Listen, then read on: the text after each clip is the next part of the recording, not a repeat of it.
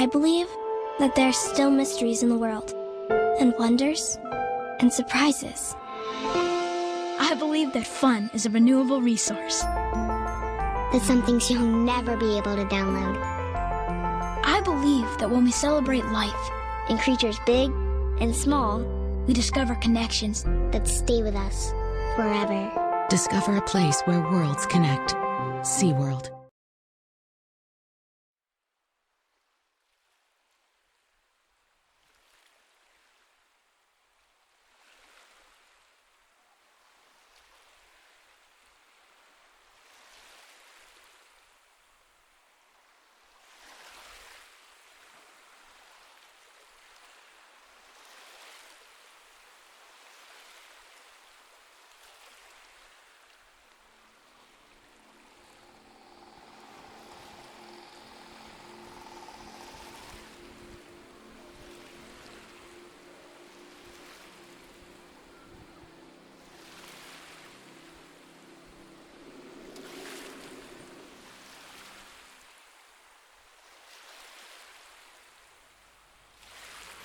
Voilà, quand on a l'océan qui grignote le ventre de la côte à la côte, quand on ne sait plus dans quel corps on baigne, quand on ne sent plus rien que de la flotte au bout, rien plus que sel, organes, microplastiques, tout autour de la langue.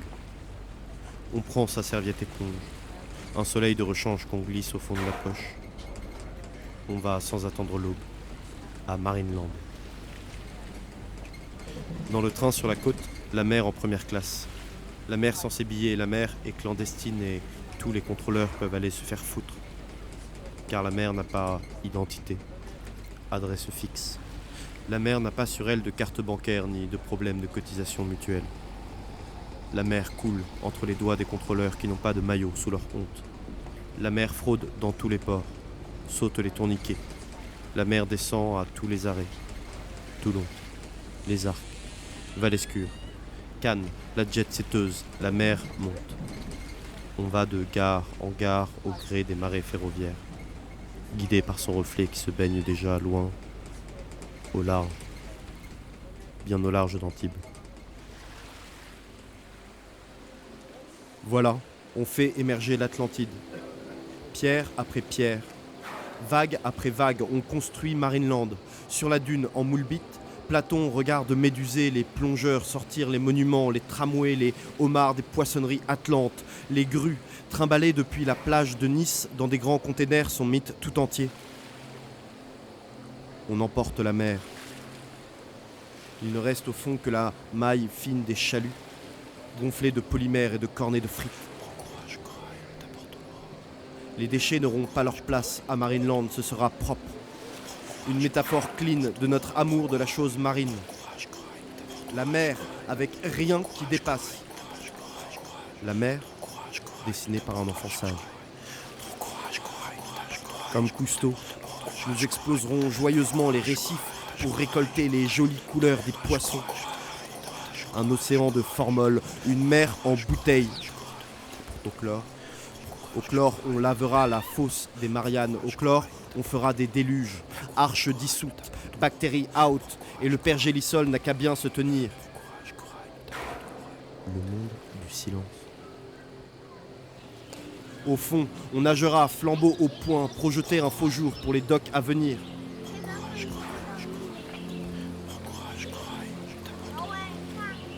Sur les affiches, les panneaux et les feux tricolores, un monstre te regarde attendant de t'avaler tout cru. Prends courage. La bête, elle a la caudale du nord que la tête. Ses lèvres closes posent au passant qu'il ignore son énigme. Bienvenue à Marineland. Toi, ignorant de toutes les réponses et n'ayant pas craqué la langue des baleines, tu entres dans la gueule du monstre. Le monstre, c'est le fjord des orques. Tu entres dans le fjord, tu n'as pas plus d'espoir que les orques d'ici, ta vie. Un poster déchiré promettant l'inoubliable à partir de 26 € par personne. Tu t'approches du fjord, ballaste dans le bide et ne sachant qu'attendre un peu, échoué, vidé comme épave sur plage, à raconter ta vie à l'oreille des coquillages. Et quand la mer est calme, tu t'inventes des fugues à travers l'Atlantique. Tu hameçonnes des cargos et guettes les chemtrails qui signalent le vol des jets de l'inspiration divine. Tu penses que ce serait bien d'avoir un océan à la place de la bouche. Tu te dis que parler de ce qu'il y a sous la mer vaut mieux que raconter ce qu'il y a sous ta peau. Alors tu parles, tu penses, tu parles, tu penses, et l'océan au bout du fil sonne toujours occupé. Tu parles, mais c'est du sable qui sort de ta bouche. Tu recouvres le littoral de mots creux, de falaises, de grottes où de grandes idées résonnent. L'écho fait spéléo et tu restes en surface. Sur ta langue, on allonge des paréos, des glacières, des parasols qui s'envolent à la première bourrasque. On deal des churros et des romans d'été. Le soir venu, ta langue, on la secoue très fort, du sable tombe sur tes lèvres, alors tu cesses de parler, de recouvrir les plages. Tu lis des histoires dans lesquelles les gens laissent leur vie sur le sable pour devenir des phoques. Tu cherches la fermeture éclair en faisant des concours de regard avec les vagues. Et tu ne sais toujours pas où pioncent les calmars géants.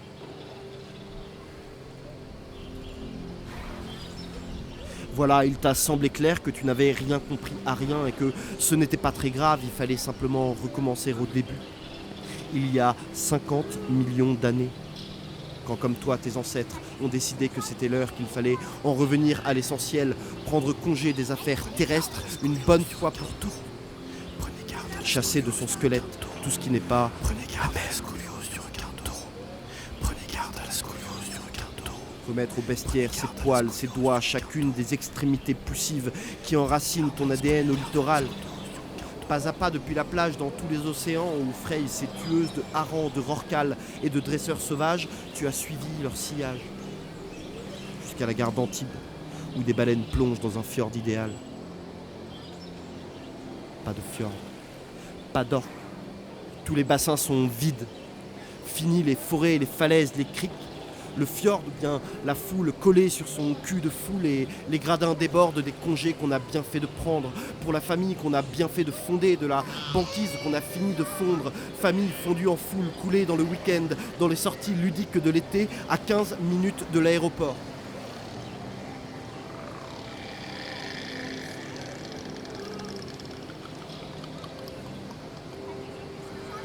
Tu entres dans le fjord, tirant en rose devant tes tongs ta langue de colon, ta langue d'affamé, de bouffeur de calmar et de saumon fumé.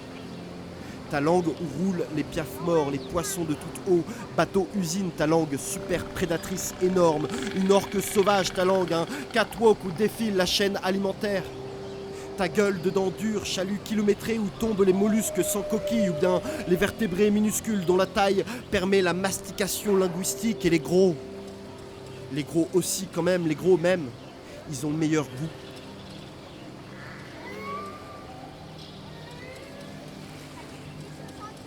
Toi, tu arrives avec ta langue afteuse, dévoreuse de tout, quoique d'homme, langue sans dents, langue libre, quoique des hommes, et quoi que tu fasses, tu ne peux t'empêcher de te dire que ta langue enclose, semblable, ta langue sœur que les orques au sonar résonnant sur les bords du mitard apprennent à baver par tous les vents, comme on apprend chez nous à faire le poirier dans une piscine.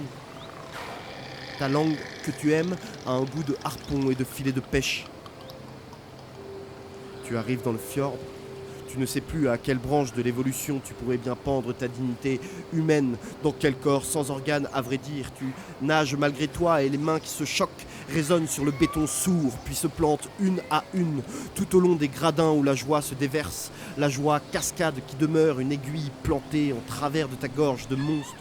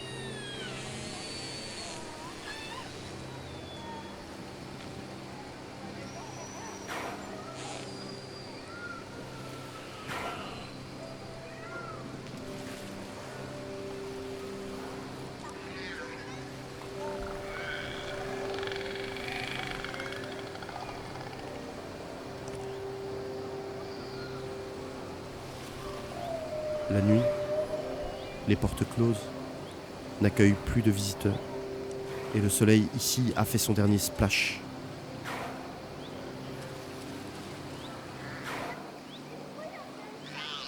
Silence sur le port. Les orques s'évaporent.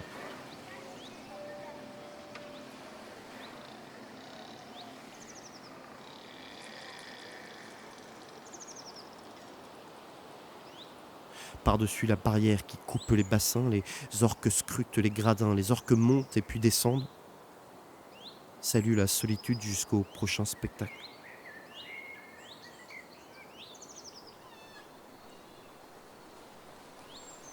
Maintenant que la mer, l'océan et les dieux qui l'habitent ont bien fermé leur gueule, maintenant il n'y a rien que les gradins immenses. Le soleil minuscule qui se cache bien loin de la ville d'Antibes. Le soleil qui se rase tous les matins pour faire scintiller le chlore de Marineland. Sans rien dire. Marineland, c'est comme la mer. Les orques n'y ont pas de prédateurs, mais elles ont de l'eczéma. Quelque chose les gêne, les gratte tout au fond du sonar jusqu'à l'épiderme. Ça leur rappelle qu'elles ont un corps. Un corps qui n'est pas qu'un costume enfilé sur une scène permanente. L'eczéma, c'est une forme d'intermittence. Ça ne paye pas et ça fait du souci.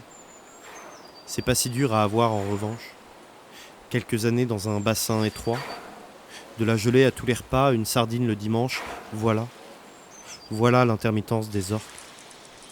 De l'eczéma et une dorsale qui flanche.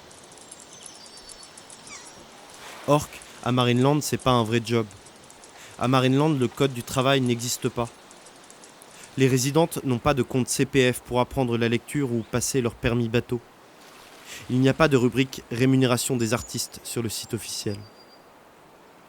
Les contrats de travail non plus.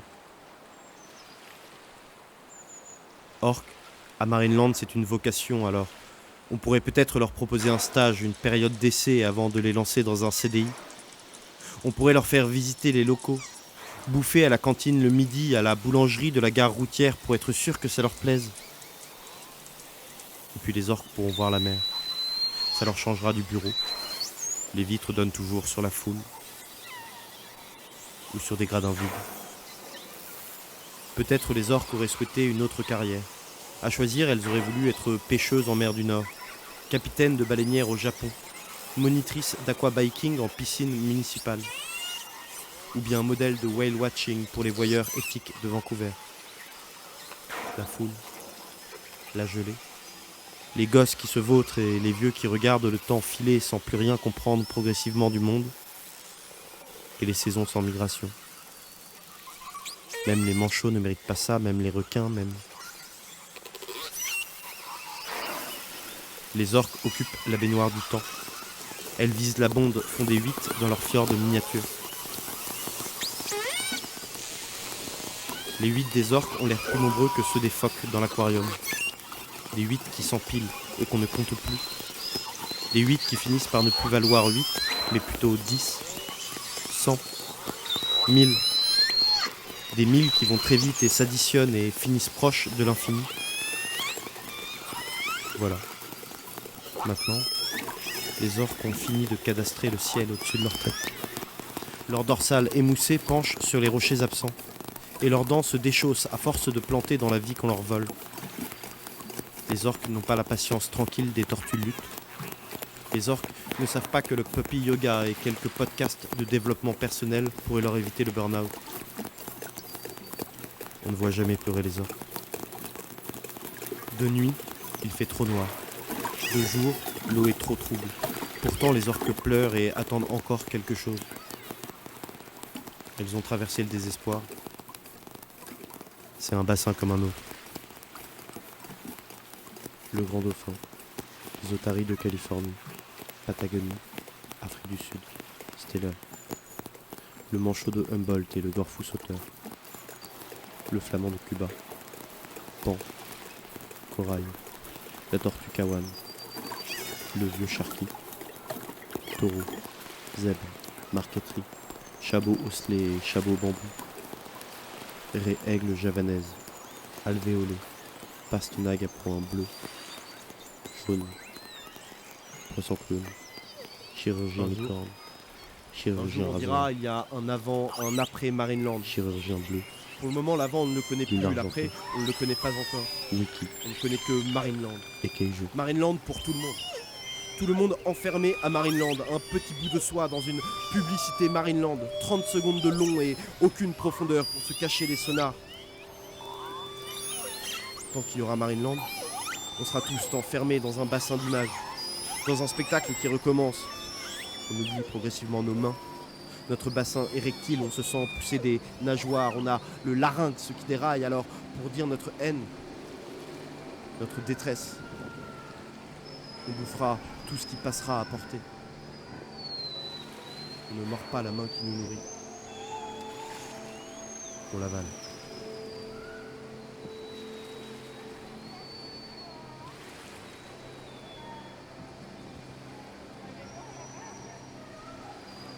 Quand on aura envoyé les orques en voyage au Japon, en Espagne, au Mexique ou encore à la morgue, les dresseurs feront des gestes dans le vide et les enfants riront dans le vide et les vieux applaudiront dans le vide. Sans doute, un beau jour, on s'apercevra que tous les bassins sont en fait vides depuis longtemps. Que Marineland, c'est un peu le tonneau des Danaïdes, un tonneau profond de 11 mètres, large de 30, qu'on remplit d'êtres en sursis, un abattoir liquide. Les orques, des bulles de savon de plusieurs tonnes et qui éclatent sans s'arrêter, sans s'arrêter, sans s'arrêter, sans s'arrêter, sans s'arrêter. Comme les cachalots et les baleines bleues qui viennent faire la bombe sur les plages parfois, qui gardent sur leur face un sourire que les mouettes récoltent pour les marées à venir. Et si l'on regarde tout au fond des bassins, on ne voit qu'un gros trou quelque part entre son estomac et sa langue. Un gros trou pour raconter tous les Marineland du monde. Catalogne. Nouvelle-Zélande. Mayotte. Floride. Texas. Kansas. Adelaide.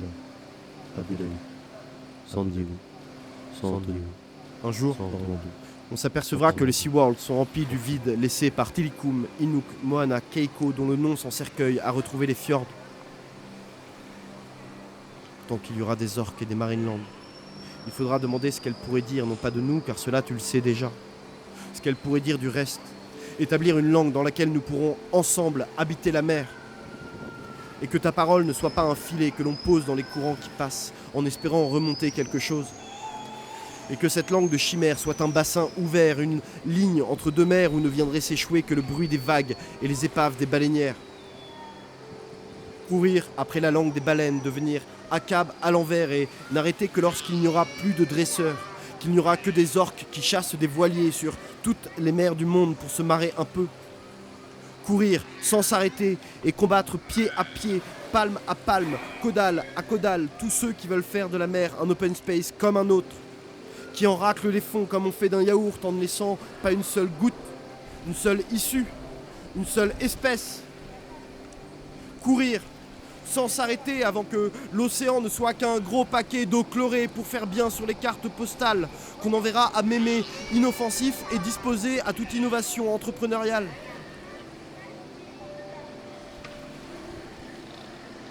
Les orques, c'est pas le problème. Pas même un symbole. Ce sont des corps qu'on noie quand ces corps ne veulent pas se tenir bien tranquilles et apprendre à nager comme marche le monde. Avant que l'océan soit un pédiluve où trempent les verrues des plateformes, où les cargos trimballent leur ballast sur les corps des baleines, que les pales baladent au hasard des hélices. Une gaine liquide pour les câbles intercontinentaux et les cheveux des fleuves, où frayent les silures et les aonoris. Avant que l'océan ne devienne une mare de capitaux stagnants, une épave saumâtre sans s'arrêter.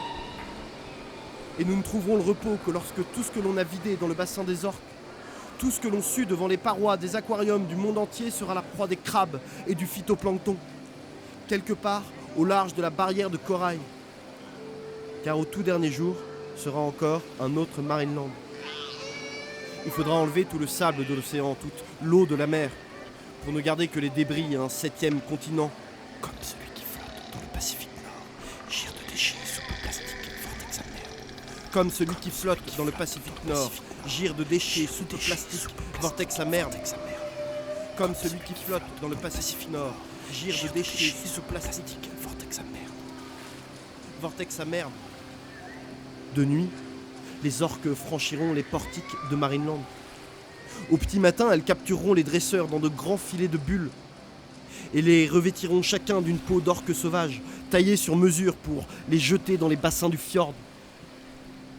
Puis se gaveront de quelques sardines en attendant que le public arrive. Or, ce jour-là, hasard des formes et des vagues, tous les billets d'entrée de Marineland sont réservés par des activistes pro-orques, habilement déguisés en touristes innocents, chaussettes, sandales, visage à fleurs et shorts rouges, troupeaux de flash, tartines de crème, indice 50 et des cordons sur les lunettes pour ne pas les perdre dans l'eau. Des révolutionnaires en algues venus révéler les coulisses de Marineland. Dans les gradins, ils attendent patiemment que le spectacle démarre. Ils sont morts à l'intérieur mais applaudissent fort.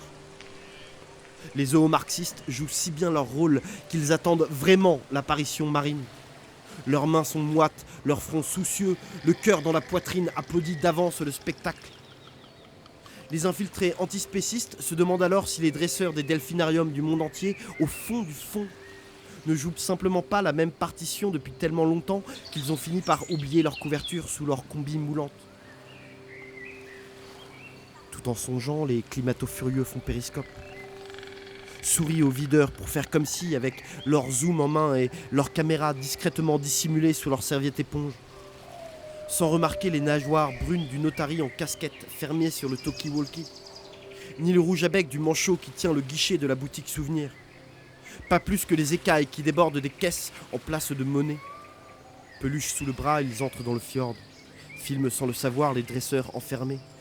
Petits prophètes, combi D4 éthiques en berne, dont les soupirs produisent des petites bulles qui glissent par les vents et chaque bulle provoque de grands « Oh !» chez les Khmers verts. De plus en plus enthousiastes lorsque les dresseurs paniquent et se résolvent enfin à taper sur le bord du bassin et mordre le plastique pour chercher une issue. Les capitalo-sceptiques le remarquent mais continuent d'applaudir pour faire comme si tout était normal. Tandis que les orques libres lancent la musique de Pirates des Caraïbes, agitent des poissons devant le nez des dresseurs affamés et les dresseurs comprennent qu'ils n'ont pas le choix que de sauter bien haut, de battre de la queue pour manger un poisson périmé. Pour ne pas crever de faim, c'est comme ça que ça marche, Marineland. Les zadistes sous-marins déguisés en vieilles, en enfants, en mouettes tout autour se pressent contre le bassin pour recevoir l'eau verte, le chlore versé pour dissoudre les pertes des dresseurs. Splash. Et les caméras tournent, les zooms à plein régime, ne manque pas un splash de l'événement. Splash. Tous se réjouissent du documentaire qu'ils ne manqueront pas de faire à la sortie. Les dresseurs sous la peau pleurent, mais tout le monde sait bien que les animaux ça pleure pas. Alors, quand le bassin déborde de leurs larmes, on se met à rire. Et les orques rient d'eux-mêmes, mais ne le montrent pas, et continuent leur tour avec un saumon sur la tête pour paraître plus classe. Elles agitent leurs nageoires pour faire sauter les fausses baleines dans l'eau et pensent fièrement que sans elles, les dresseurs ne pourraient pas survivre ou trouver un peu de bonheur à Marineland.